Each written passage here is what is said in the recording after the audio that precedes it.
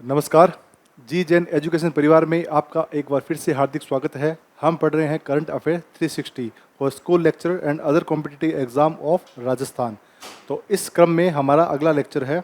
हम पढ़ रहे हैं नई योजनाएं और नई पहल। और नई योजनाएं और नई पहल में हम 2 लेक्चर ऑलरेडी कर चुके हैं और हमारा आज का तीसरा लेक्चर है। ये जनवरी फरवरी की कंप्लीट हो जाएगी इन 3 लेक्चर में। और मैं जैसा कि आपको पहले ही कह चुका हूँ कि इस लेक्चर में इन 3 लेक्चर से 2 या 3 प्रश्न आपको जरूर देखने को मिलेंगे। मिनिमम 2 प्रश्न तो आपको देखने को मिलेंगे ही मिलेंगे अपने एग्जाम में, क्योंकि ये प्रश्न इससे हर बार प्रश्न बनते हैं। जब हमने जो डिटेल्ड एनालिसिस वीडियो देखा था वहाँ पे हमने देखा था कि इस सेगमेंट से 2 से 3 प्रश्न हमेशा बनते ही बनते हैं। चलिए शुरू करते हैं बिना समय गंवाए। बोर्ड ऑफ इन्वेस्टमेंट, हमारे जो सीएम है, सीएम साहब, इन्होंने एक बोर्ड का गठन कर रखा है, बोर्ड ऑफ इन्वेस्टमेंट, जो निवेश का देखता है कि निवेश कितना करना है, कहाँ करना है। इसकी अध्यक्षता कर रहे हैं कौन? अपने सीएम साहब राजस्थान के भजनलाल जी शर्मा। इन्होंने एक मीटिंग ली है, अभी एक बैठक ली थी। कब ली थी? 14 फरवरी को, वैलेंटाइन डे वाले दिन इन्होंने बैठक रख ली। अब क्या हुआ? ये कौन सी बैठक है? बोर्ड ऑफ इन्वेस्टमेंट की 6ठी बैठक है। अध्यक्षता हमने देख लिया। जब सीएम साहब है तो सीएम साहब से बड़ा कौन होगा राजस्थान में? वो उनकी अध्यक्षता करेंगे। 46,000 करोड़ रुपए के निवेश को मंजूरी मिली है कि हम निवेश करेंगे। कितने में करेंगे? 46,000 करोड़ रुपए के निवेश की मंजूरी मिली है। इतना निवेश हमें करना है। कहाँ कहाँ करना है वो देख लेते हैं। निवेश करने के लिए लक्ष्य क्या है?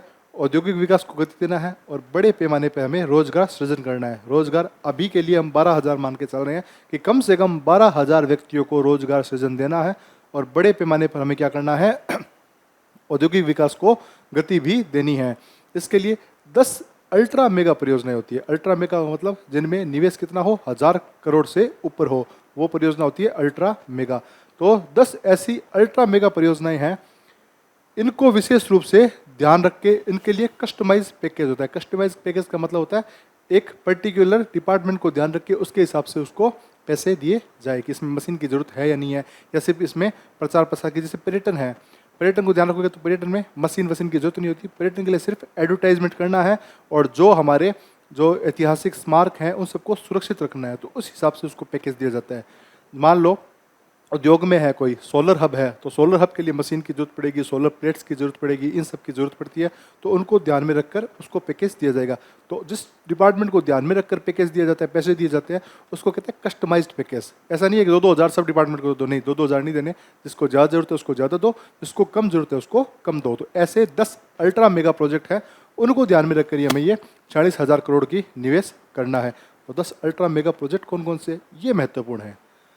ऐसे कौन से प्रोजेक्ट है, ये पूछा जा सकता है कि बोर्ड ऑफ इन्वेस्टमेंट की बैठक में जो 10 अल्ट्रा मेगा प्रोजेक्ट्स हैं वो कौन कौन से हैं या किस विभाग से संबंधित हैं।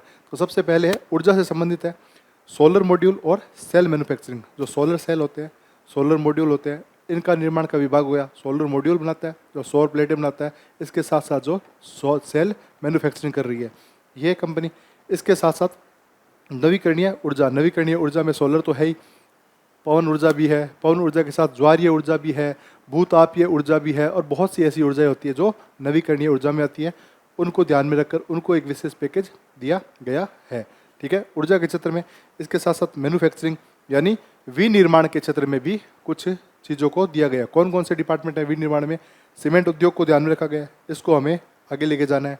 ऑटोमोबाइल सेक्टर को लेके जाना है, केमिकल सेक्टर और टेक्सटाइल सेक्टर। सीमेंट, इसके साथ ऑटोमोबाइल, गाड़ियाँ वाड़ियाँ, उनके पार्ट्स, उनको केमिकल, जो रसायन से संबंधित जो भी केमिकल है, चाहे वो दवाइयों में काम आए या फिर सौंदर्य प्रसाधन में काम आए या फिर हमारे किसी तेल वेल में या सड़क बनाने में काम आए, उन सब केमिकल के लिए। और इसके साथ साथ टेक्सटाइल, कपड़ा उद्योग, इन चारों को ध्यान में रखा गया है। कौन से में? विनिर्माण में, मैन्युफैक्चरिंग में ये 4 शामिल है। ये बात ध्यान रखना, बोलनी नहीं है। प्राकृतिक संसाधन कौन कौन से हैं? माइंस एंड मिनरल्स, खान और खदान, खनिज और खदान है, ये हमारे प्राकृतिक संसाधन है।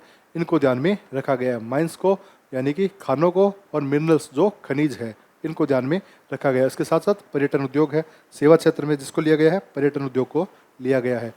ये 10 अल्ट्रा मेगा परियोजनाएं हैं, इनको विशेष कस्टमाइज पैकेज दिया गया है। ये 4 में विभाजित है, ऊर्जा में है, विनिर्माण में है, प्राकृतिक संसाधन है और सेवा क्षेत्र है। इसके अंदर की भी चीज़ हमने देख ली। तो ये हमारे जो बोर्ड ऑफ इन्वेस्टमेंट की बैठक थी उसका थोड़ा सा क्या है, क्रिस्प है, ठीक है, थोड़ा सा शॉर्ट में नोट्स है, एक हिसाब से याद रखना है।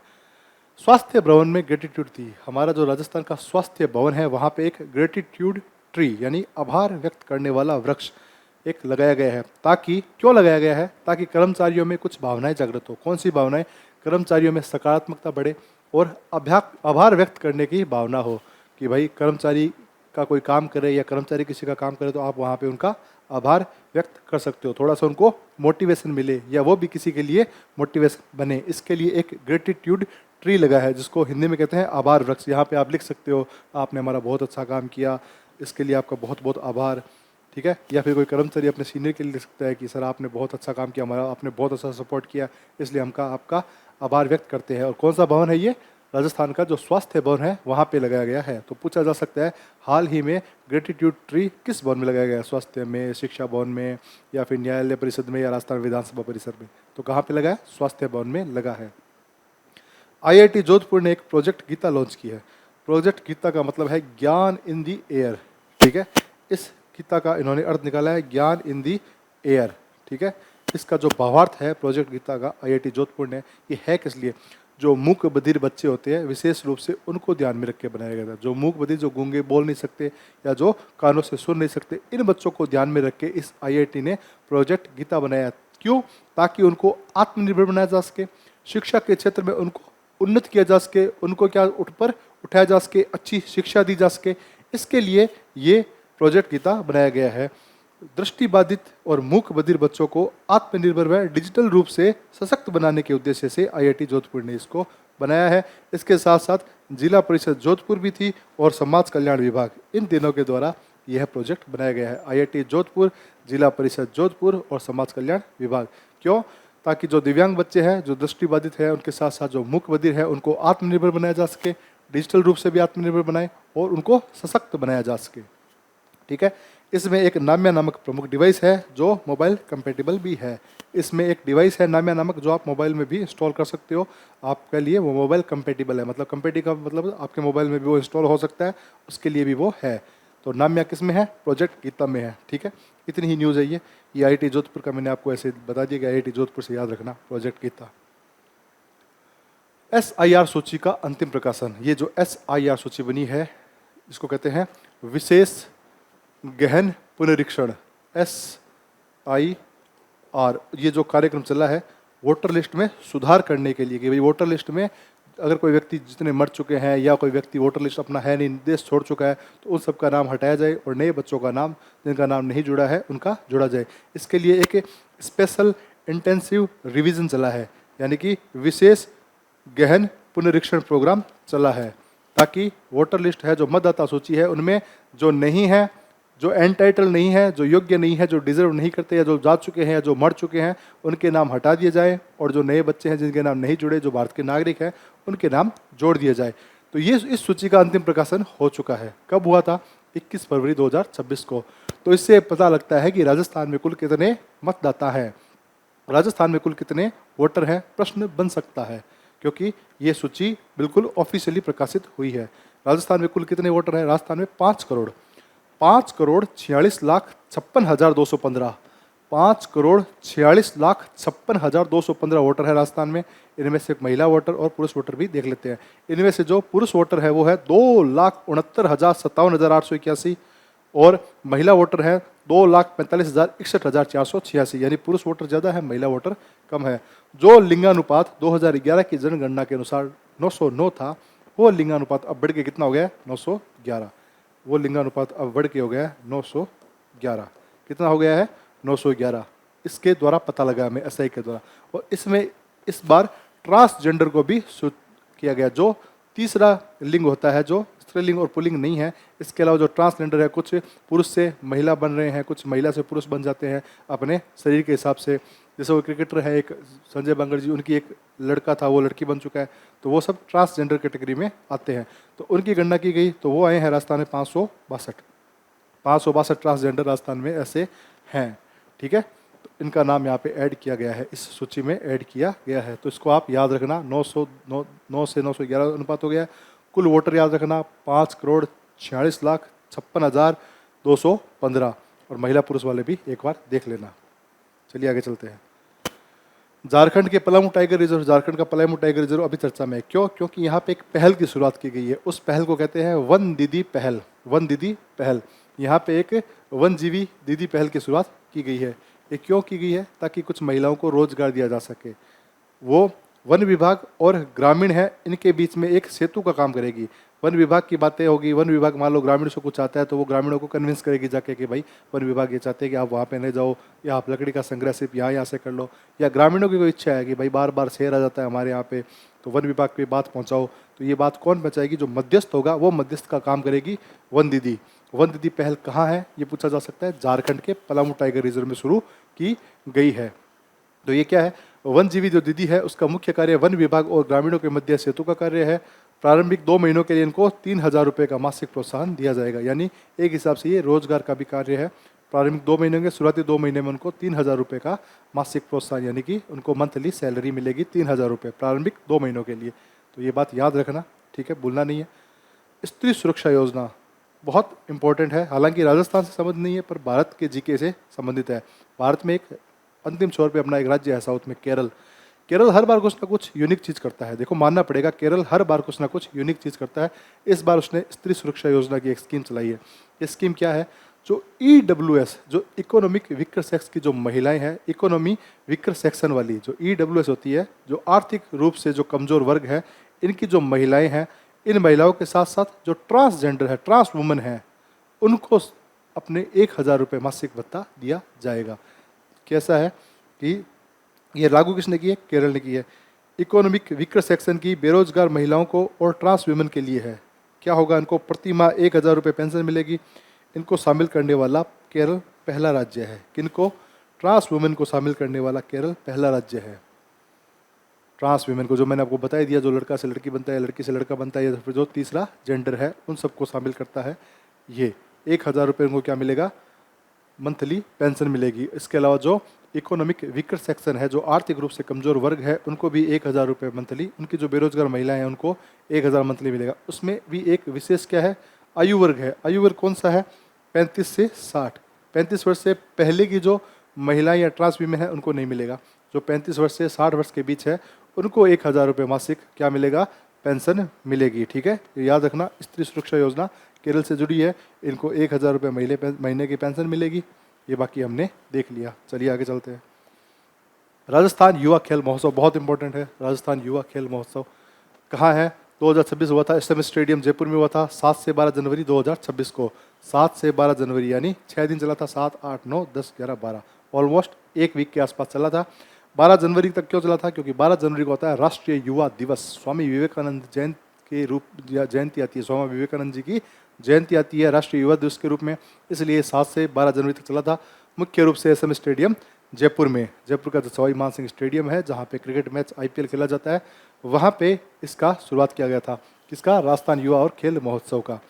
और क्या क्या हुआ था इसमें? राज्य स्तरीय प्रतियोगिता हुई थी। इसमें कुछ पुरस्कार होते हैं। प्रथम स्थान आने वाले पे सेकंड और थर्ड वाले को, प्रथम वाले को 50,000, सेकंड वाले को 25,000 और थर्ड वाले को 10,000 रुपये मिलते हैं। इसमें जो प्रतियोगिता हुई थी वो राज्य स्तर पर जो प्रतियोगिता हुई थी उनमें जो फर्स्ट आता है उसको 50,000, सेकंड आता है उसको 25,000 और थर्ड आता है उसको 10,000 रुपये मिलेंगे या मिले हैं।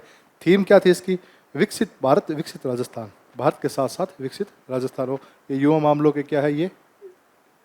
ये इनके आयुक्त हैं। ये विभागीय आयुक्त हैं। इनका नाम है नीरज के पवन, शायद इनका नाम है नीरज के पवन। ये IAS ऑफिसर है। ये एक मीटिंग ले रहे थे इस आयोजन से पहले, तो उस मीटिंग की ये तस्वीर है। ठीक है, सूजस में ये एग्जिट यही होती है, तो सूजस से मैंने तस्वीर ये आपको दिखा दी। उद्देश्य क्या है? इस थीम के साथ युवाओं को सशक्त बनाना और उनकी भागीदारी सुनिश्चित करना। युवाओं को विकसित भारत और विकसित राजस्थान जो थीम है, इसके साथ साथ युवाओं को सशक्त बनाना और उनकी भागीदारी को सुनिश्चित करना। तो इसमें प्रतियोगिताएं होती है। ये तो थी राज्य स्तरीय। इसमें 3 प्रकार की प्रतियोगिताएं होती है। एक तो राज्य स्तरीय, एक संभाग स्तरीय और एक जिला स्तरीय। जो जिला स्तरीय प्रतियोगिता है, जो जिला स्तरीय है, उसमें पुरस्कार राशि है मात्र 1,000 रुपये, मात्र 1,000 रुपये। ठीक है, और जो संभाग स्तरीय है, जो संभाग स्तरीय है, उसमें पुरस्कार राशि है 1,500 रुपये, 1,500 रुपये। और जो राज्य स्तरीय है उसमें राशि है 50,000 रुपये, जिला स्तरीय में 1,000, संभाग स्तरीय में 1,500 रुपये और राज्य स्तरीय जो पुरस्कार राशि है वो मैक्सिमम कितनी है 50,000। तो ये बात भी याद रखना। आगे चलते हैं, ये आपको याद रह जाएगा।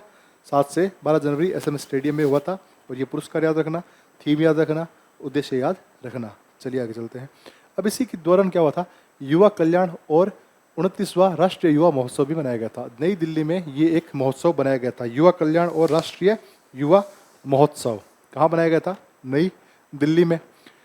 राजस्थान युवा आइकन पुरस्कार, इसमें राजस्थान के युवाओं के लिए एक राजस्थान युवा आइकन पुरस्कार होता है। उसका पुरस्कार होता है 1 लाख रुपए नगद, 1 लाख रुपए नगद दिए जाते हैं।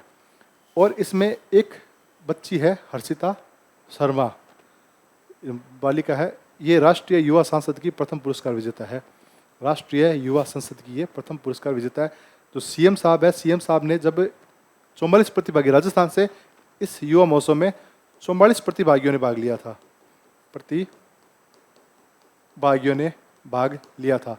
जब इन 44 प्रतिभागियों को राजस्थान के जो सीएम साहब भजनलाल जी शर्मा बात कर रहे थे, इनके साथ संवाद कर रहे थे, तो उन्होंने 2 का नाम लिया था, एक का हर्षिता शर्मा का और इसके साथ साथ एक नाम लिया था उन्होंने काव्या सिंह का। काव्या सिंह पिछले वर्ष एक क्या हुआ था, एक भारत यंग लीडर डायलॉग हुआ था, भारत यंग लीडर डायलॉग हुआ था, वहाँ पे उन्होंने पीएम से बात की थी, ये जो काव्या सिंह थी। तो यहाँ पे सीएम साहब ने एक किसका नाम लिया था, काव्या सिंह का।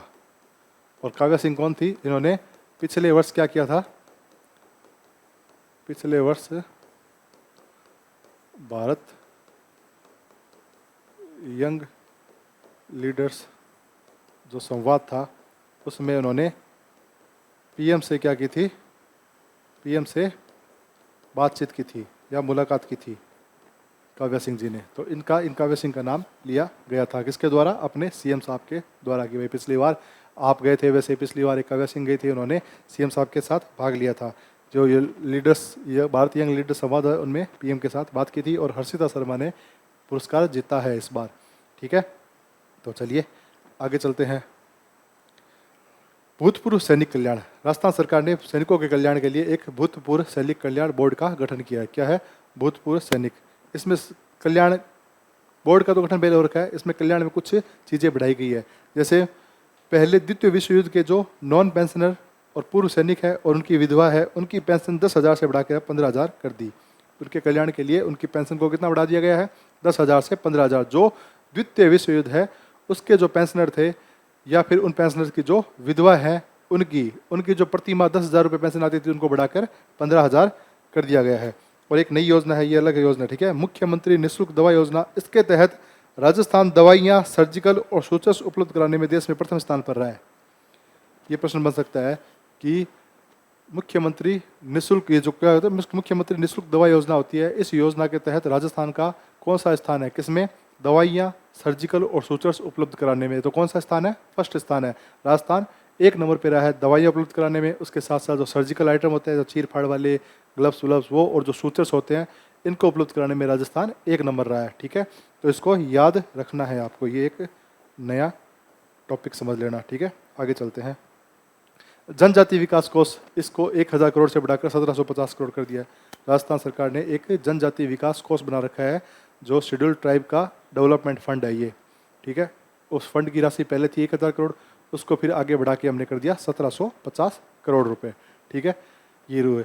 और वीर बालिका कालीबाई का संग्रहालय बनेगा, कहाँ बनेगा, उदयपुर में। ये कालीबाई आपको पता ही है, एक वीर बालिका थी जो 19 जून 1947 को रास्तापाल गांव डूंगरपुर में घटना घटी थी। सेंगा भाई अध्यापक था इनका और नाना भाई खाड़ था। उनको वहाँ का जमींदार या उनके जो मजिस्ट्रेट थे वो पीट रहे थे कि स्कूल बंद करो, उन्होंने स्कूल बंद नहीं की। फिर इन सेंगा भाई को पकड़ के घसीटा गया। कालीबाई जब आ रही थी स्कूल, उसने देखा कि मेरे टीचर को घसीट रहे हैं, तो उन्होंने रस्सी काट दी। और किसी ने रस्सी नहीं काटी, किसी की हिम्मत नहीं, लेकिन कालीबाई ने अपनी दंताली से रस्सी काट दी और इनको पुलिस ने गोलियों से भून दिया। तो ऐसी वीर बालिका, मात्र 12 वर्ष की थी ये, अपने गुरु को बचाने के लिए अपने आत्म बलिदान यानी कि अपने प्राणों का त्याग कर दिया इन्होंने। तो इसके लिए इनका नाम हमेशा इतिहास के पन्नों में अमर रह गया। तो इनके नाम से क्या चलते हैं, बहुत सी योजनाएं भी चलती है। तो इनके नाम से एक संग्रहालय बन रहा है। संग्रहालय कहाँ बनेगा, उदयपुर में बनेगा, ध्यान रखना। वीर बालिका कालीबाई संग्रहालय, इसके साथ डूंगर बरंडा गांव है एक डूंगरपुर में, और एक बांस या चारपोटा है बांसवाड़ा में। यहाँ पे क्या बनेगा, जनजाति नायकों के स्मारक भी बनेंगे। तो वीर बालिका कालीबाई का संग्रहालय कहाँ बनेगा, उदयपुर में। और जो जनजाति नायक है इनके 2 संग्रहालय या स्मारक कहाँ बनेंगे, एक तो डूंगर बरंडा गांव डूंगरपुर, और बांस या चारपोटा बांसवाड़ा में, डूंगरपुर बांसवाड़ा में इनके क्या बनेंगे, स्मारक बनेंगे। तो ये याद रखना मेन तो, ठीक है, संग्रहालय वाला। जे फार्मा शक्ति, जे फार्मा शक्ति एक क्या है, इनिशिएटिव है, एक पहल है। क्या पहल है ये, इस शक्ति का फुल फॉर्म देख लेते हैं पहले तो। जे फार्मा आपको पता लग ही गया, शक्ति का मतलब है strategy for health care advancement through knowledge technology and innovation.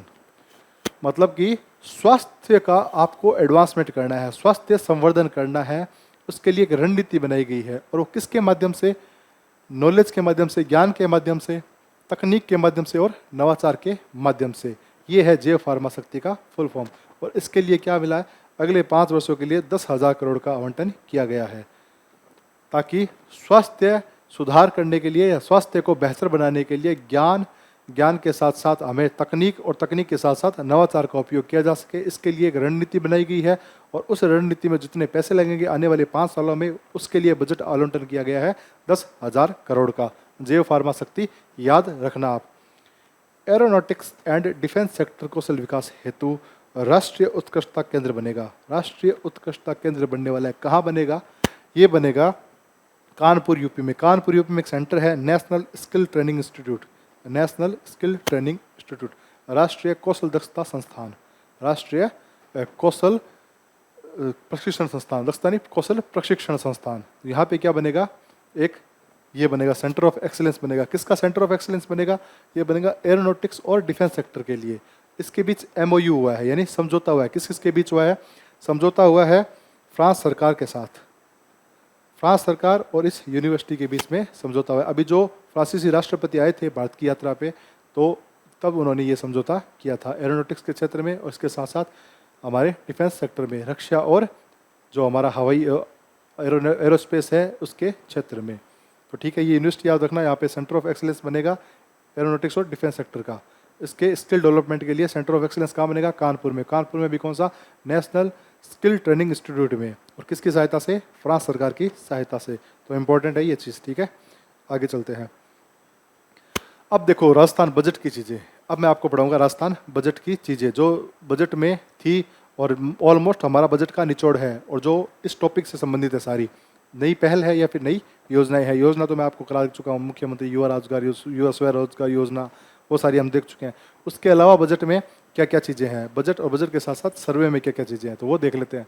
सबसे पहले हमारे बजट का ध्येय वाक्य क्या था, सबका साथ, सबका विकास, सबका विश्वास, सबका प्रयास। सबका साथ, सबका विकास, सबका विश्वास और सबका प्रयास, ये था हमारा ध्येय वाक्य।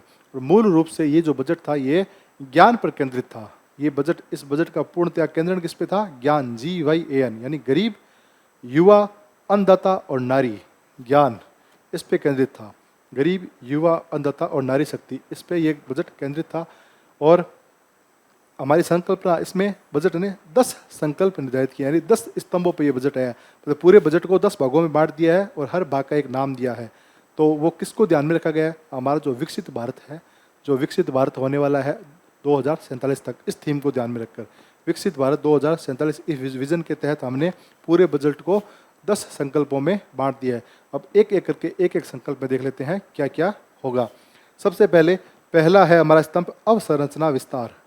अवसंरचना विस्तार, जो राजस्थान में इंफ्रास्ट्रक्चर है उसका कैसे विस्तार करें, सड़कों को कैसे अच्छा करें, एयरपोर्ट्स को कैसे डेवलप करें, रेलवे प्लेटफॉर्म से रेलवे स्टेशन को कैसे डेवलप करें, लोगों को कैसे कनेक्ट करें, बढ़िया बढ़िया सुविधाएं लोगों को इंफ्रास्ट्रक्चर के रूप में कैसे दें, तो वो है। तो इसमें क्या है, एक तो bureau of water use efficiency की स्थापना का प्रस्ताव है। ये सारे प्रस्तावित हैं, ध्यान रखना, ये बने नहीं हैं, ये प्रस्तावित है, ये बनेंगे। बजट में जो चीज़ें आती है वो बनेगी, और जो हमारे इकोनॉमिक सर्वे में जो चीज़ आती है वो ऑलरेडी हो चुकी रहती है। उसके बारे में बताया हमने ये किया, हमने ये किया, हमने ये किया, और बजट में होता है हम ये करेंगे, हम ये करेंगे, हम ये करेंगे, ठीक है, ये फ़र्क होता है। तो राजस्थान में क्या बनेगा, bureau of water use efficiency की स्थापना, कि भाई एक ब्यूरो बनेगा, पानी का दक्षतापूर्वक उपयोग कैसा किया जाए, इसके ऊपर एक ब्यूरो बनेगा। जैसे ब्यूरो ऑफ एनर्जी एफिशिएंसी बना हुआ है, कि भाई ऊर्जा का दक्षतापूर्वक कैसे उपयोग करो, उसके बारे में ध्यान रखने वाला एक ब्यूरो होता है एनर्जी एफिशिएंसी, तो लाइट्स को भी रेटिंग देता है कि इस लाइट्स ये लाइट सही है, ये कम ऊर्जा बचाती है, कम ऊर्जा खर्च कर रही है लेकिन अच्छी रोशनी देती है। वैसे ही एक वाटर यूज के लिए एक ब्यूरो बनेगा, ठीक है। इसके अलावा क्या है, ये बजट कहता है कि सड़क दुर्घटना से हमें जो मृत्यु दर है 2037 तक 90% कमी लाना है। 90% तक कमी लाएंगे। सड़क दुर्घटना में जो लोगों की मृत्यु हो रही है उनके लिए हमें 90% की कमी लानी है। जो राज्य सुरक्षा, एक सुरक्षा करके मैंने आपको पीएम राहत वाला भी मैंने आपको बताया था, वो कौन सा है, सड़क दुर्घटना में कमी लाने के लिए 90% तक हमें कमी लानी है। कब तक लानी है, 2047 तक। जब भारत विकसित बन जाएगा तो हमें एक्सीडेंट भी बहुत कम करने हैं। जल प्रबंधन हेतु सेंटर ऑफ एक्सीलेंस बनेगा। कहाँ पे बनेगा, जयपुर में। जल का प्रबंधन करने के लिए जयपुर में एक सेंटर ऑफ एक्सीलेंस बनेगा। इसके साथ साथ प्रदेश में जो सौर ऊर्जा क्षमता है इसमें 19,209 मेगावाट की वृद्धि करने का लक्ष्य रखा है। जो वर्तमान में ऊर्जा क्षमता है हमारी जितनी भी है उसमें 19,209 मेगावाट की क्या करनी है, हमें वृद्धि करनी है। तो ये अवसंरचना विस्तार है, ये पहला स्तंभ है, वो हमारा उतना ही था, पहला स्तंभ।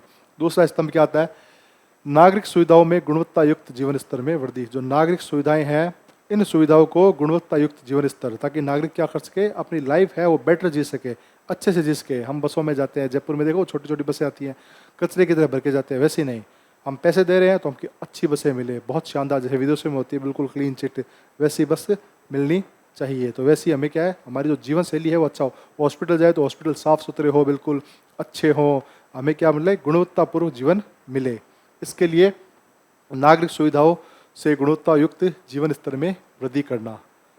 इसके लिए सबसे पहले बनाया गया राज सेतु फंड। एक कोर्स एस्टैब्लिश किया गया है, राज सेतु। इसकी फुल फॉर्म देख लेते हैं। फुल फॉर्म देख लेंगे तो हमें ऑटोमेटिक समझ में आ जाएगा ये किसके लिए है। ये है राज सेतु। राज का मतलब हो गया राजस्थान, सेतु का मतलब हो गया structured enabler for transformative urban and infrastructure financing. Infrastructure project के लिए इनोवेटिव फाइनेंसिंग सुविधा है। जो इंफ्रास्ट्रक्चर प्रोजेक्ट है, जो अवसंरचना से संबंधित जितने भी प्रोजेक्ट है उनके लिए हमें फाइनेंस करना है, लेकिन कुछ नवाचार के तहत फाइनेंस करना है उसको, ठीक है। ऐसे नहीं है सरकार ने पैसा दे दिया और हम उसमें पैसा लगा दिया और हम उसमें क्या बना लिया, जो बनाना था वो बना लिया, नहीं। एक इनोवेटिव फाइनेंसिंग लाओ, कैसे इसमें भी सरकार भी ज़्यादा उपयोग ना करे, सरकार भी पैसे का उपयोग अच्छे से कर सके और सरकार का पैसा भी ना लगे, ऐसा कुछ इनोवेटिव फाइनेंसिंग की तकनीक हमें लेके आनी है। इसके लिए बनाया गया राज सेतु। तो structured enabler for transformative urban and infrastructure financing, ठीक है। ये राज सेतु का फुल फॉर्म है, ध्यान रखना। और है किस संबंध से, इंफ्रास्ट्रक्चर सेक्टर के लिए इनोवेटिव फाइनेंसिंग है, ये बात ध्यान रखना। तीसरा हमारा स्तंभ है औद्योगिक विकास और निवेश प्रोत्साहन। औद्योगिक विकास करना है और निवेश हमें लेके आना है, इन्वेस्टमेंट लेके आना है। इन्वेस्टमेंट के लिए हम क्या कर सकते हैं, प्रोत्साहन देते हैं। तो वो हमारा तीसरा स्तंभ है। इसमें क्या क्या नई चीज़ें हैं, माटी कला प्रोत्साहन है, एक स्कीम चलाएंगे माटी कला प्रोत्साहन, ये एक अभियान चलाएंगे। इसके तहत क्या करेंगे, जो पारंपरिक कलाकार हैं, जो हाथ से बनाते हैं, मटके वटके बनाते हैं, मूर्तियाँ बनाते हैं, जैसे भी जो हस्तकला के पारंपरिक कलाकार हैं, उनको 5,000 हम इलेक्ट्रिक चाक और मशीनें उपलब्ध कराएंगे। मटके बनाते हैं जो हाथ से चला के बनाते हैं, जो कि कुम्हार बनाते हैं मटके, वो हाथ से चाक चलाते हैं, हाथ से चलने की जगह आप मशीन से चलाओ। ऐसी हम 5,000 आपको इलेक्ट्रिक मशीनें उपलब्ध करवाएंगे, इलेक्ट्रिक चाक उपलब्ध कराएंगे, ठीक है। और यह कौन सा योजना है, ये कौन सी स्कीम है, ये कौन सा अभियान है, माटी कला प्रोत्साहन। तो पारंपरिक कलाकारों को 5,000 की क्या दी जाएगी, इलेक्ट्रिक चाक, और उसके साथ साथ मशीनें उपलब्ध कराई जाएगी। तो ये पूछा जा सकता है कि माटी कला प्रोत्साहन किससे संबंधित है। इलेक्ट्रिक चाक है वो भी 5,000 है, 5,000 मशीनें, और किसको दी जाएगी, पारंपरिक कलाकारों को। इसके अलावा जो सलारपुर भिवाड़ी में है और जो पर्वत से डीडवाना कुचामन में है, वहाँ पे लॉजिस्टिक हब की स्थापना की जाएगी। सलारपुर भिवाड़ी और पर्वतसर डीडवाना कुचामन है, वहाँ पे नए लॉजिस्टिक हब की स्थापना की जाएगी। लॉजिस्टिक हब का मतलब होता है जहाँ पे कुछ समय के लिए वस्तुओं का संग्रहण किया जा सके। मान लो कोई ट्रक ट्रुक आए बहुत सारे और वो सामान हमें आगे भेजना है, ट्रेन में या कहीं और भेजना है, तो उन सबको इकट्ठा किया जा सके। यानी कि लॉजिस्टिक वहाँ पे जो हब बनता है उसको कहते हैं लॉजिस्टिक हब, जहाँ पे बहुत सारे सामान को एक जगह इकट्ठा किया जा सके, फिर उनको गंतव्य स्थानों पर पहुँचाया जा सके। तो ऐसे नए लॉजिस्टिक हब कहाँ बनेंगे, सलारपुर भिवाड़ी और पर्वतसर डीडवाना कुचामन में प्रस्तावित है, ये बनेंगे। ये होगा तीसरा। चौथा है मानव संसाधन का सशक्तिकरण। जो मानव संसाधन है, जो ह्यूमन रिसोर्स है, इनको कैसे बूस्ट करें, उनका सशक्तिकरण कैसे किया जाए। तो इसके लिए कुछ प्रोग्राम चले हैं। ड्रीम प्रोग्राम, ड्रीम के फुल फॉर्म देख लेते हैं। Digital readiness and empowerment through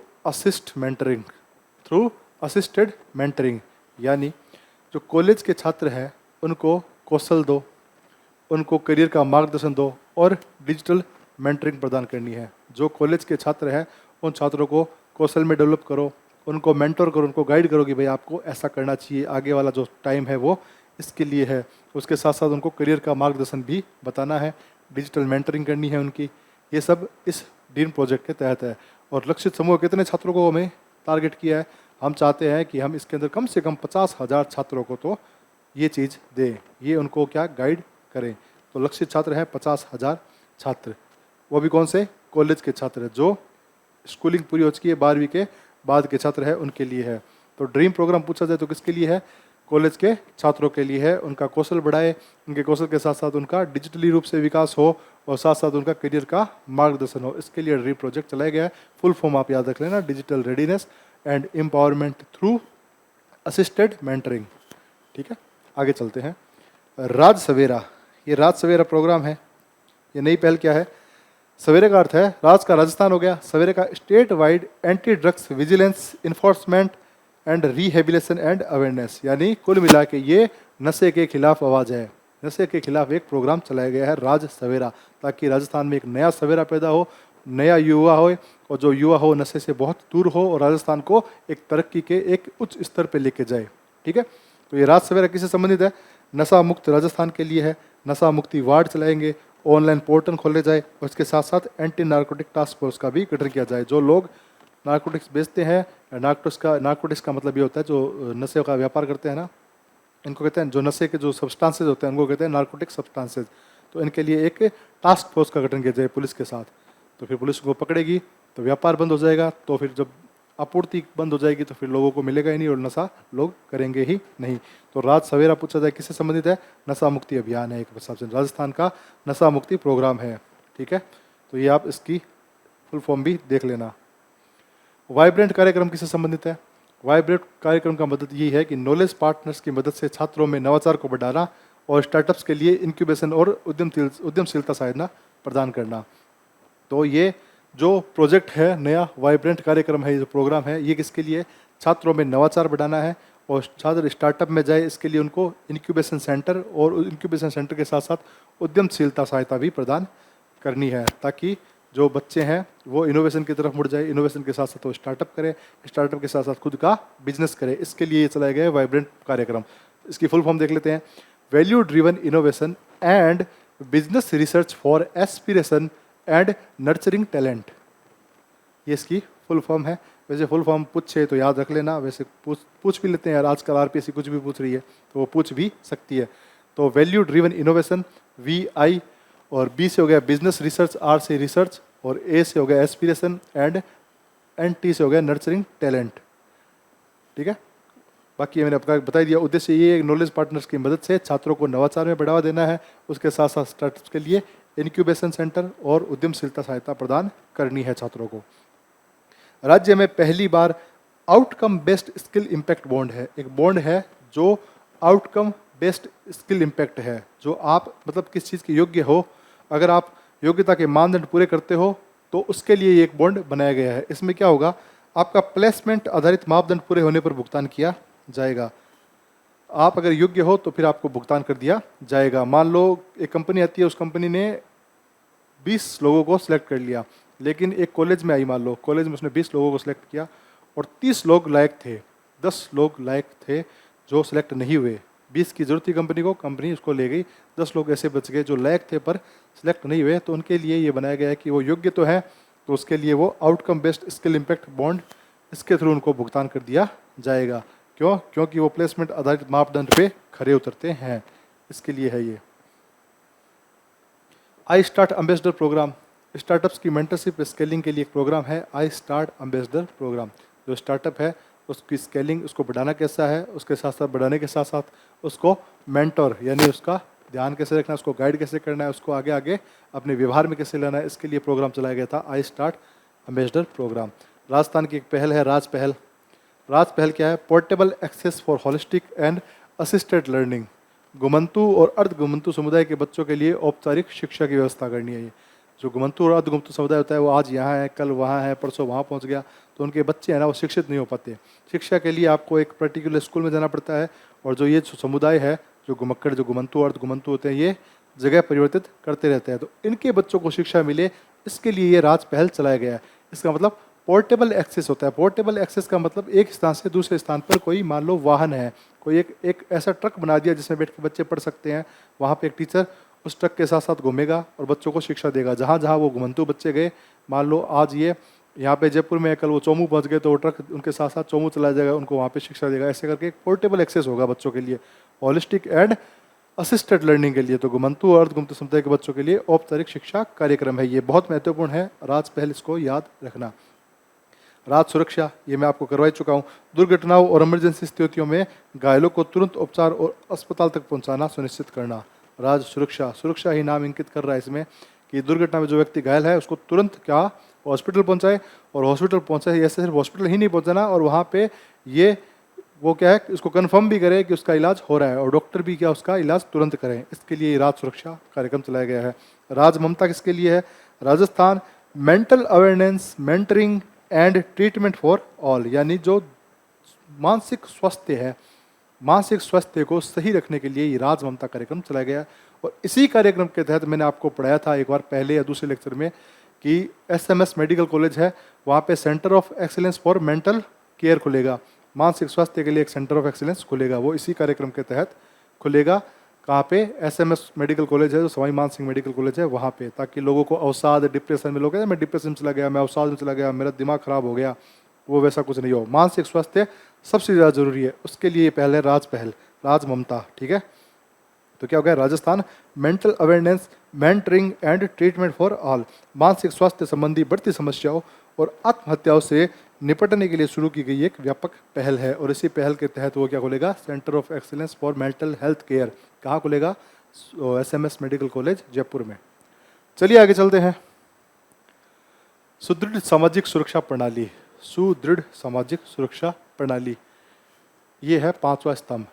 सामाजिक है, उसको जो समाज प्रणाली है उसको सुदृढ़ कैसे करें, महिलाओं को, बच्चों को, ये सबको सुरक्षा कैसे दी जाए, इनको कैसे बूस्ट किया जाए। तो जो लखपति दीदी योजना थी, उस योजना में जो पहले ऋण सीमा 1 लाख तक हुआ करती थी, उसको बढ़ाकर अब कितना कर दिया? 1.5 लाख कर दी गई है।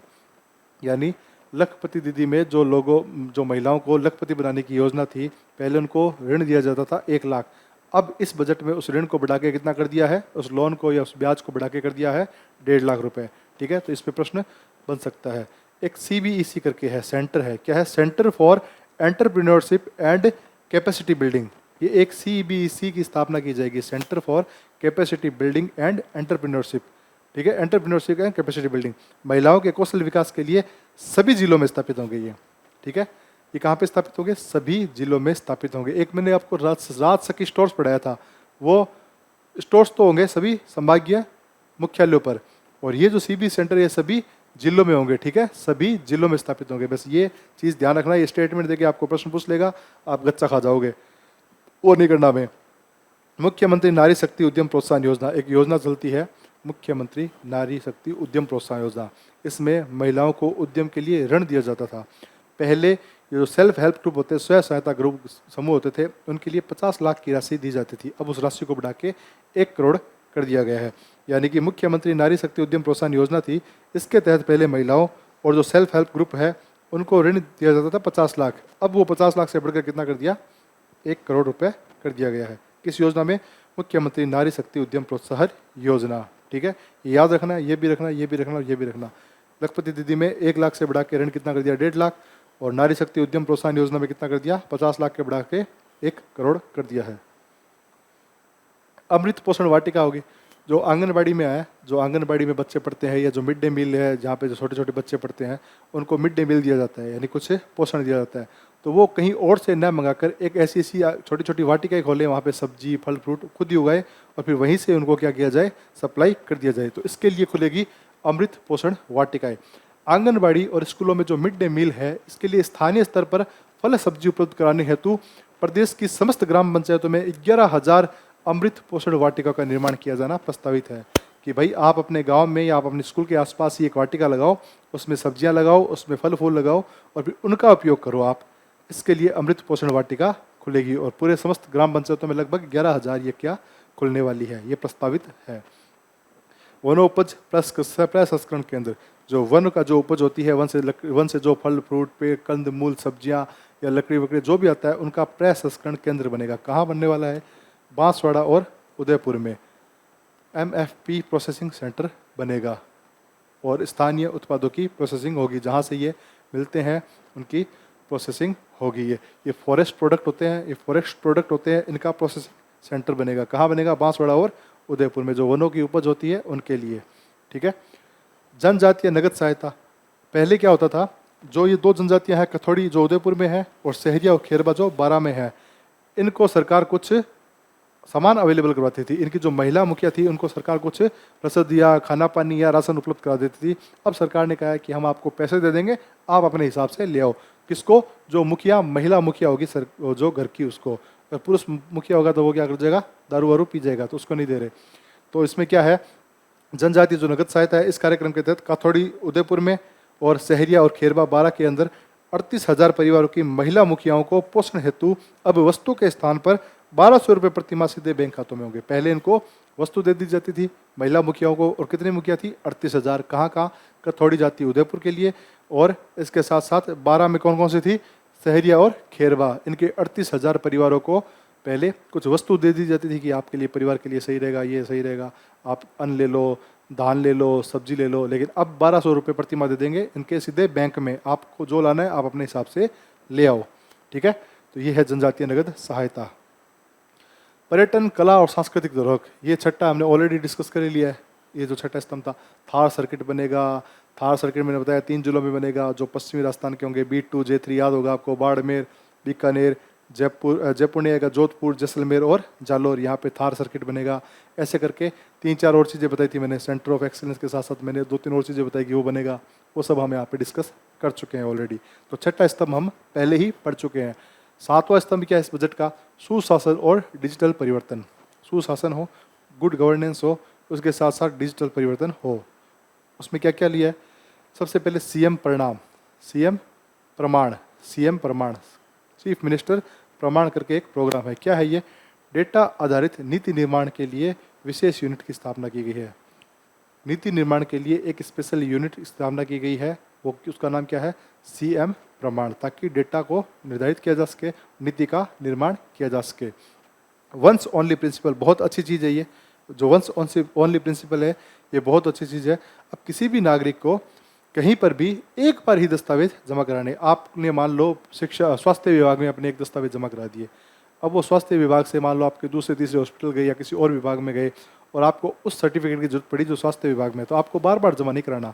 अब वो विभाग ऑलरेडी उससे ले लेगा। आप कह दोगे कि मैंने स्वास्थ्य विभाग में वो मेरा जो सर्टिफिकेट है वो जमा करा रखा है। जो मेरा मान लो कोई हैंडीकैप है, जो दिव्यांग है, वो उसने एक सर्टिफिकेट जमा करा रखा है और वो मान लो किसी दूसरे विभाग में जाता है, वन विभाग में जाता है, और वहाँ पे कोई लाभ उठाना चाहता है, तो वो ऑलरेडी वन विभाग को कह देगा कि मेरा सर्टिफिकेट बना हुआ है, वो स्वास्थ्य विभाग में आप देख लो, तो वो विभाग अपने आप वहाँ से ले लेगा। तो क्या होगा? अब नागरिकों को दस्तावेज केवल एक बार देने होंगे, विभाग आपस में डेटा साझा करेंगे। विभाग आपस में मंगा लेंगे कि हाँ भाई कोई ऐसा गया है क्या? वो क्या हाँ सर ऐसा है, तो ठीक है मुझे भेज दो। तो नागरिकों को परेशान होने की जरूरत नहीं है। इसको कहते हैं वंस ओनली प्रिंसिपल, एक बार ही करना है। 8वां स्तंभ क्या है? कृषि विकास और कृषि कल्याण। कृषि बजट होता है, अलग से ही दिया जाता है इसके लिए। तो ये 8वां स्तंभ है हमारा, कृषि विकास और कृषि का कल्याण। 2030 तक हमें सूक्ष्म सिंचाई के अंतर्गत आने वाले क्षेत्र को जो 24% है ना, उसको बढ़ाकर 51% करना है। सूक्ष्म सिंचाई, इससे क्या होता है? सूक्ष्म सिंचाई से ज़मीन की उर्वरता बनी रहती है और साथ साथ पानी का वेस्टेज नहीं होता है। पानी का वेस्टेज भी नहीं होगा और ज़मीन की थोड़ी उर्वरता भी बनी रहेगी। ये वर्तमान में 24% एरिया में होती है। जो राजस्थान का कुल एरिया सिंचाई का जितना भी एरिया है उसके 24% में होती है, उनको बढ़ा के हमें 51% करना है। कब तक करना है? 2030 तक। ये हमने लक्ष्य लेके चले हैं इस बजट में। सामुदायिक तारबंदी के लिए किसानों की न्यूनतम संख्या जो पहले 10 थी उसको घटाकर 7 कर दिया। तो मान लो पहले 7-8 किसान हैं आसपास, अब 7-8 किसान तो राजी हैं लेकिन 2 किसान राजी नहीं है, 10 किसान नहीं हो रहे, उनको सबको खेतों की अपनी क्या करनी, तारबंदी करानी है। तो पहले कम से कम 10 किसान चाहिए थे, तब जाके उनकी तारबंदी होती, 10 अलग अलग खेत होते। अब उसकी संख्या घटा के 7 कर दी गई है, ताकि भाई कम संख्या होगी तो लोग ज़्यादा, जितनी ज़्यादा संख्या होगी लोगों में ज़्यादा मतभेद होता है, जितनी कम संख्या होगी लोगों में कम मतभेद होगा, लोग मान जाएंगे। इसलिए वो 10 का क्राइटेरिया था वो घटा के 7 कर दिया। किसके लिए? सामुदायिक तारबंदी के लिए, ठीक है, खेतों के लिए। सामुदायिक तारबंदी हेतु किसानों की न्यूनतम संख्या 10 से घटाकर 7 कर दी गई है। राज एम्स, ये एक पहल है। राज एम्स क्या है? Rajasthan agriculture information and management system. बहुत इंपॉर्टेंट है। आप एम्स देख के कहीं आप स्वास्थ्य की या सेवाओं के टिक करके आ जाओगे, लेकिन ये कृषि से संबंधित है। राज एम्स किससे संबंधित है? कृषि से। और आपने अगर नहीं पढ़ा और आप सीधा एग्जाम में देखोगे तो आप कहेगा अच्छा एम्स, इसका मतलब ये एम्स वो है जोधपुर वाला, वो नहीं है। ये कृषि से संबंधित क्या है? Agriculture information and management system है। ये क्या करता है? कृषि को तकनीक से जोड़ने के लिए 77,000 करोड़ रुपए खर्च करेगी सरकार। इसमें सरकारी सिस्टम में कृषि को टेक्नोलॉजी से जोड़ेगी और उसके लिए 77 करोड़ रुपए खर्च करेगी। 1000 नहीं, 77 करोड़ रुपए खर्च करेगी मात्र। मौसम आधारित बुआई होगी, फसल निगरानी और जलवायु जोखिम से बचाव होगा। भाई ये टेक्नोलॉजी आपको बता देगी अभी मौसम सही है गेहूं के लिए, मौसम बो दो। अभी हो सकता है कि बारिश आ सकती है, तो बारिश 4 दिन बाद में आएगी। अगर आपका फसल पक गई है तो अभी काट लो, नहीं तो बारिश 4 दिन बाद आएगी, तो आप काट कूट के फसल अपनी एक सुरक्षित स्थान पर पहुंचा सकते हो। तो इससे आपको फायदा होगा और जलवायु का जो जोखिम होगा उससे भी आपका बचाव हो जाएगा। इसके लिए सिस्टम बनाया गया है Raj AIMS, agriculture information and management system. AIML GS सहायता से सैटेलाइट इमेज का प्रयोग किया जाएगा, आर्टिफिशियल इंटेलिजेंस का प्रयोग किया जाएगा, मशीन लर्निंग का प्रयोग किया जाएगा और सैटेलाइट से इमेजिंग देख के बता दिया जाएगा कि भाई देखो यहाँ पे कीड़े लगने की संभावना है, फसल खराब हो सकती है, तो इस फसल को ऐसे आप बचा सकते हो। इन सब का प्रयोग किया जाएगा। जोधपुर, पाली, कोटा में हाईटेक नर्सरी की स्थापना की जाएगी। जोधपुर में, पाली में और कोटा में हाईटेक नर्सरी, नर्सरी मतलब पेड़ पौधे उगाने के लिए एक जो होती है, जो जहाँ पे छोटे छोटे पेड़ पौधे खरीद के लाते हैं ना, वो होता है नर्सरी। तो जोधपुर, पाली और इसके साथ साथ कहाँ पे? कोटा में हाईटेक नर्सरी की स्थापना की जाएगी। प्रश्न बन सकता है यहाँ से। आगे चलते हैं। Mission Raj gift, geographical indication for transformation. Mission Raj gift, gift का फुल फॉर्म है जियोग्राफिकल इंडिकेशन फॉर ट्रांसफॉर्मेशन। जो हमें GI टैग मिलता है ना, उसके ऊपर बना हुआ है ये। कौन सा मिशन बना हुआ है? मिशन राज गिफ्ट। विशिष्ट कृषि उत्पादों जैसे सोजत मेहंदी, सोजत की मेहंदी, नागौरी अश्वगंधा आदि को अंतर्राष्ट्रीय पहचान दिलाने और बेहतर मूल्य सुनिश्चित करने के लिए मिशन है। जो गिफ्ट है ये मिशन राज गिफ्ट है। जो उत्पाद, मान लो बीकानेर के बीकानेरी भुजिया बहुत फेमस है, बीकानेरी भुजिया को अंतर्राष्ट्रीय पहचान दिलाने के लिए इस मिशन की शुरुआत की गई है। ऐसे उत्पाद जिनको GI टैग मिल चुका है उनको अंतर्राष्ट्रीय स्तर पर बेहतर पहचान दिलाने के लिए इसकी शुरुआत की गई है मिशन राज गिफ्ट की। ठीक है, तो इसको याद रखना, geographical indication for transformation. Rajasthan cooperative dairy infrastructure development fund को 1000 करोड़ रुपए से बढ़ाकर 2000 करोड़ रुपए कर दिया। जो RCDID का जो फंड था, Rajasthan dairy infrastructure development fund था, जो इसको बढ़ाकर जो पहले 1000 करोड़ था, इसको कितना कर दिया है? 2000 करोड़ इस बजट में कर दिया गया है। 9वां स्तंभ है हरित विकास और पर्यावरण सततता, यानी कि जो विकास हो वो हमारे पर्यावरण के अनुकूल हो, पर्यावरण के विपरीत ना हो, और वो पर्यावरण के साथ साथ सतत हो, कंटिन्यूस हो। ऐसा नहीं है कि ऐसा विकास कर दिया कि आने वाले समय में अब विकास के लिए कुछ बचा ही नहीं है और पर्यावरण डिग्रेड हो रहा है, पर्यावरण की क्षति हो रही है, ऐसा भी नहीं होना चाहिए। इसके लिए क्या है? वर्ष 2047 तक राजस्थान का हरित क्षेत्र है उसको 20% तक करेंगे हम। राजस्थान में वर्तमान में जितना भी क्षेत्र है उसको 2047 तक बढ़ाकर कितना करना है? 20% तक करना है। 4-5% अभी है, उसको बढ़ा के हमें कितना करना है? 20% के आसपास करना है। जिला मुख्यालयों में हम नमो नर्सरी लगाएंगे और पंचायत समितियों में नमो वन लगाएंगे। ये जरूर याद रखना, नमो नर्सरी तो लगेगी जिला मुख्यालयों पर और पंचायत समितियों पर लगेगी क्या? नमो वन। पंचायत समितियों पर नमो वन और जिला मुख्यालयों पर नमो नर्सरी। ठीक है, ये याद आपको रखना है। पृथ्वी परियोजना, एक परियोजना चलेगी पृथ्वी परियोजना, project for resilient and integrated terrestrial habitats and wild life valorisation initiative. ये एक पृथ्वी प्रोजेक्ट है। ये क्या है? मानव और वन्य जीव संघर्ष को रोकने के लिए। पृथ्वी प्रोजेक्ट किसके लिए है? मानवों के और वन्य जीव संघर्ष को रोकने के लिए। कभी कभी खबर आती है जयपुर में कि जयपुर के मोती डूंगरी के आसपास चीता घूमता दिखा, जो तेंदुआ घूमता दिखा, घरों में घुस गया।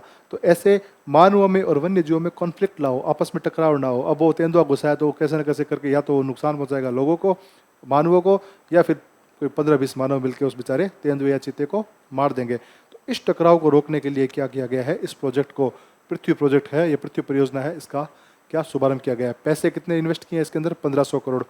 उपयोग किसका किया जाएगा, एआई तकनीक का। एआई निगरानी और इको टूरिज्म के कार्य करेंगे इसमें। तो आपको समझ में आ गया होगा, project for resilient and integrated terrestrial habitat and wild life valorisation initiative, यानी मानव और वन्य जीव संघर्ष को रोका जाए। 1500 करोड़ रुपए इसके लिए दिए गए हैं और एआई आधारित निगरानी होगी। निगरानी के साथ साथ इसमें इको टूरिज्म के कार्य भी होंगे। 10वां पॉइंट क्या है कि 2047 तक, ये 10वां स्तंभ है, लास्ट स्तंभ है 10वां, 2047 तक 4.3 ट्रिलियन डॉलर की मजबूत अर्थव्यवस्था। राजस्थान अपने आप को 4.3 ट्रिलियन डॉलर पर ले जाना चाहता है, कि राजस्थान चाहता है कि हम चले जाए 4.3 ट्रिलियन डॉलर की अर्थव्यवस्था पे। भारत नहीं पहुंचा अभी तक, हाल फिलहाल भारत पूरा 5 या इस 4.3 के पास नहीं पहुंचा है। क्लेम करते हैं कि हम 4 या 5 के आसपास पहुंच गए, लेकिन वर्तमान में भारत भी नहीं है। पर राजस्थान चाहता है कि हम 2047 तक 4.3 ट्रिलियन डॉलर की अर्थव्यवस्था बन जाए। इसके लिए क्या करोगे, सरकारी निर्माण कार्यों में जो एमसैंड है उसका उपयोग बढ़ाकर 50% कर देंगे। जो 25 से या 30% के आसपास है, 25 या 20% के आसपास है जो एमसैंड है, मैन्युफैक्चरिंग सैंड, जो अपने इंफ्रास्ट्रक्चर डेवलपमेंट होता है उनका जो कचरा है उनसे बनती है, उस सैंड को बढ़ा के हम कितना कर देंगे, 50% तक कर देंगे। तो इससे हमारी कॉस्ट बचेगी तो हमें पैसे एक्स्ट्रा होंगे हमारे पास। ऐसे करके एक जिला एक उत्पाद के तहत विस्तार करने वाली इकाइयों को 10% की मार्जिन सहायता, वो इतना ही था, ठीक है। वो 10 स्तंभ थे वो उतने ही थे। उस 10 स्तंभ की सहायता से हमारा पूरा बजट हमने देख लिया। उस बजट में हमें क्या क्या प्रावधान थे, महत्वपूर्ण सारे हमने देख लिए, ठीक है। अब आगे कुछ दिनों में, फरवरी में भी कुछ और घोषणाएं हुई थी। उसमें क्या है कि जो एक जिला एक उत्पाद है इसके तहत विस्तार करने वाली इकाइयों को 10% तक मार्जिन मनी सहायता मिलेगी। मार्जिन मनी मैं आपको बता चुका हूँ, जो सरकार आपको देती है एक्स्ट्रा मनी। अगर आप सही काम कर रहे हो तो फिर वो आपके अकाउंट में आ जाती है। ये सहायता उन इकाई को मिलेगी जो इस एक जिला एक उत्पाद के तहत काम कर रही है। यानी एक पर्टिकुलर जिला ले लिया, उसका सबसे बेस्ट उत्पाद है, उसको आगे बढ़ा दिया। जैसे मान लो गंगापुर सिटी है, उसका खीर मोहन बहुत फेमस है तो खीर मोहन को आगे बढ़ा दिया। अलवर है, अलवर का क्या है, कलाकंद मिल्क केक बहुत फेमस है तो उसको आगे बढ़ा दिया। बीकानेर का भुजिया बहुत फेमस है, उस उत्पाद को आगे बढ़ाएंगे, ठीक है। ऐसे जैसे अजमेर में जो नसीराबाद है उसका कचौरा बहुत फेमस है तो उसको आगे बढ़ाएंगे। इसके लिए 10% मार्जिन मनी सहायता सरकार देगी। 2047 तक जीडीपी में उद्योग और सेवाओं का योगदान 80% तक करने का लक्ष्य है। यानी अब हमें 2047 तक कृषि की जगह किसका उपयोग करना है, कृषि की जगह उपयोग करना है हमें सेवाओं का और विनिर्माण का। और कितना उपयोग करना है, ताकि 2047 तक वो 80% तक चले जाए, ठीक है। जो वर्तमान में 50% के आसपास ये विनिर्माण और सेवा है, उनको बढ़ा के हमें कितना करना है, 80%, ठीक है।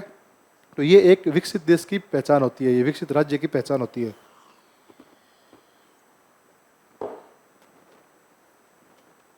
झारखड़ा गांव है दोरीमन्ना बाड़मेर में दोरीमन्ना में एक गांव है जाखरड़ा में कंजर्वेशन रिजर्व बनाने का प्रस्ताव है कि वहाँ पे क्या बनाएंगे, कंजर्वेशन रिजर्व। हवा हौदी जो जमुआ रामगढ़ है जयपुर में, इसको इको टूरिज्म के रूप में विकसित करेंगे। जयपुर के पास में जमुआ रामगढ़ है, जो जमुआ माता थी जैसलमेर के शासकों की जो कुल देवी है, वहाँ उसका मंदिर भी है, उनके नाम पे वो जमुआ रामगढ़ नाम पड़ा है। वहाँ पे एक जगह है हवा हौदी, उस हवा हौदी में क्या करेंगे, एक इको टूरिज्म वहाँ पे उसको पूरा बनाएंगे, उसको विकसित करेंगे। तो एक कंजर्वेशन रिजर्व बनाएंगे, कहाँ पे बनाएंगे, जाखरड़ा दोरीमन्ना बाड़मेर में। झालामंड जोधपुर में श्री आद्य का पेनोरमा बनाएंगे और नगाना बाड़मेर में नागणीची माता का पेनोरमा, इसका विकास किया जाएगा। नगाना नाम भी नागणीची माता के ऊपर पड़ा है, वो बाड़मेर में है, वहाँ पे नागणीची माता का जो पेनोरमा है वहाँ पेनोरमा बनाया जाएगा, उसका विकास किया जाएगा। और श्री आद्य पेनोरमा कहाँ बनेगा, झालामंड जोधपुर में। ये थी हमारी यहाँ तक की बातें, और ये लास्ट पेज है इस पहल और जनवरी फरवरी की योजना और पहल का। तो देख लेते हैं वो क्या है। विद्यालय आधारभूत संरचना कोष है, जो स्कूल बेसिक जो स्ट्रक्चर फंड है, स्कूल बेसिक स्ट्रक्चर फंड है,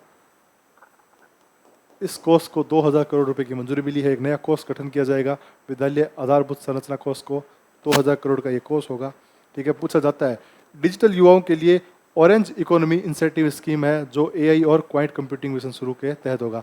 जो डिजिटल युवा है इनके लिए एक नई इकोनॉमी बनाई गई है, ऑरेंज इकोनॉमी, एक नया नाम दिया गया है ऑरेंज इकोनॉमी इंसेंटिव स्कीम, जो डिजिटल युवा है। इसमें क्या होगा, एआई और क्वांटम कंप्यूटिंग है वो मिशन शुरू किए गए हैं। इनके लिए एआई और क्वांटम कंप्यूटिंग के मिशन शुरू किए जाएंगे। आयुध कारखाना बोर्ड है जिसको ऑर्डेंस फैक्ट्री बोर्ड भी कहा जाता है। इसके निगमीकरण के बाद में मिनी रत्न श्रेणी का दर्जा मिला है। मिनी रत्न श्रेणी फर्स्ट का दर्जा किसको मिला है? यंत्र इंडिया लिमिटेड, एक कंपनी है यंत्र इंडिया लिमिटेड, इसका निगमीकरण हो गया यानी कॉर्पोराइजेशन हो गया। उसके बाद में इसको मिनी रत्न श्रेणी फर्स्ट का दर्जा मिला है। तो वो कंपनी कौन सी है? यंत्र इंडिया लिमिटेड। OFB होता है ऑर्डिनेंस फैक्ट्री बोर्ड, आयुध कारखाना, जो हथियार वथियार बनाते हैं, ये होता है कारखाना, आयुध कारखाना बोर्ड। ठीक है, तो ये था हमारा लेक्चर जो इससे संबंधित था। तो ऑलमोस्ट इस टॉपिक के हमने 3 लेक्चर देख लिए और लगभग 1 घंटे के आसपास के लेक्चर हैं। तो इसमें सारी चीज़ें महत्वपूर्ण हैं, जितनी चीज़ें भी इंपॉर्टेंट थी उन सबको इंक्लूड किया गया है। एक्सक्लूड किसी को नहीं किया गया, उस चीज़ों को एक्सक्लूड किया गया जो फालतू का कचरा है, जिसके आने की संभावनाएं बहुत कम है। बाकी RPSC राम भरोसे है, वो कुछ भी पूछ सकती है, लेकिन हमने उम्मीद की है कि आपके लिए सबसे बेस्ट सॉल्यूशन और सिंगल सॉल्यूशन प्लेटफॉर्म लेके आए, वो आपको यहीं पे मिलेगा। कोशिश करते हैं, क्योंकि हम आपके सिलेबस के अकॉर्डिंग आपको चीज़ें दे रहे हैं। आपके सिलेबस में जो जो चीज़ें लिखी हुई है, जो जो पॉइंट लिखे हुए हैं, उसके अकॉर्डिंग हम आपको चीज़ें दे रहे हैं। और अगला लेक्चर हम बहुत जल्द लेके आएंगे आपके लिए, इसी क्रम में चलता रहेगा। और वो देखो किसी भी टॉपिक पे हो सकता है, वो आपको आप देखने को ही मिलेगा। बाकी मैंने आपको पिछले लेक्चर में बता दिया कि कुछ चीज़ों की हम आपको डायरेक्ट PDF ही देंगे, उसमें समझाने के लिए कुछ नहीं है, उसमें बस नाम है, रैंकिंग वैंकिंग है, वो आपको देखनी है। और बहुत जल्द मैं मार्च और अप्रैल का भी स्टार्ट करने जा रहा हूँ। मार्च और अप्रैल का भी ऑलमोस्ट मेरे नोट्स तैयार हो चुके हैं, क्योंकि अप्रैल अब एंड पे है। अप्रैल जैसे ही एंड होगा तो मेरे मार्च और अप्रैल के दोनों नोट्स तैयार होंगे। और बाद में as I promised I will provide you the current affair of January, February, March and April. ठीक है, जनवरी, फरवरी, मार्च, अप्रैल का आपको, जैसा कि मैंने वादा किया था, आपको करंट अफेयर दे दूंगा। और बाकी उम्मीद करते हैं कि इससे प्रश्न पूछा जाएगा।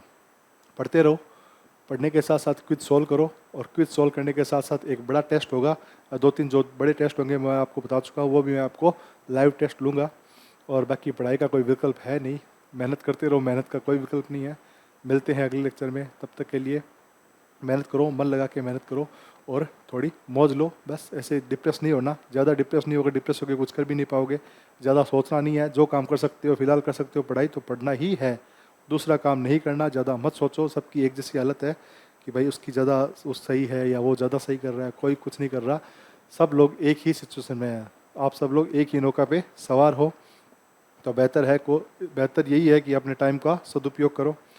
और मिलते हैं अगले लेक्चर में। जय हिंद, जय भारत, धन्यवाद।